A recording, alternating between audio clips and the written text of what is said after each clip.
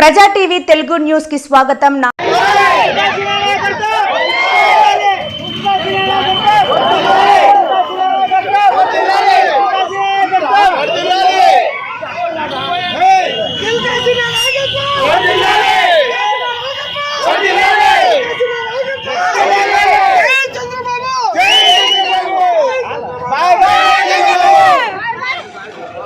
చంద్రబాబు గారు ముఖ్యమంత్రి కావడానికి ప్రజలంతా కూడా బ్రహ్మరథం పడుతున్నారు.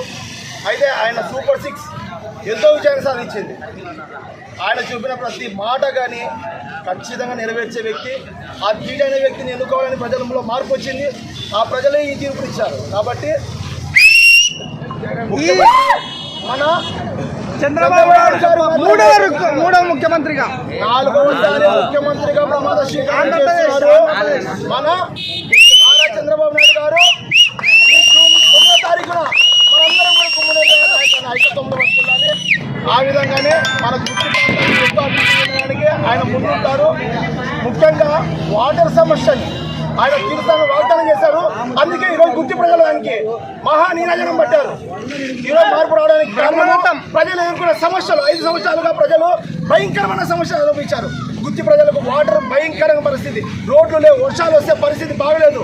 ఇంతకుముందు 5 సంవత్సరాలు తెలుగుదేశం ప్రభుత్వంలో దినకసిన ప్రభుత్వం ఆయన చైర్మన్గా ఉన్నప్పుడు ఎన్నో అభివృద్ధి కార్యక్రమాలు, షాపింగ్ మాల్స్ అయితేనేంటి చేసినాడు, మరొకటి వాటర్ అయితేనేంటి, కాలువలు అయితేనేంటి, రోడ్లు అయితేనేంటి, ప్రజలకు ప్రతి ఒక్కరికి స్పందించే విధానంలో అయితేనేంటి ఆయనకు ఒక్కరు కూడా తిరుగులేని సామ్రాజ్యాన్ని ఇచ్చారు. కాబట్టి ఈరోజు దినకసిన ప్రభుత్వం ఆయన మళ్ళీ రావాలని కోరుకుంటున్నాము. అదేవిధంగా తెలుగుదేశం ప్రభుత్వము ఈరోజు ఇంత గణనీయంగా సాధించిందంటే చంద్రబాబు నాయుడు గారు ఇచ్చిన సూపర్ 6 కార్యక్రమాలే. గుమ్మనూరు నాయకత్వం వర్ధిల్లాలి.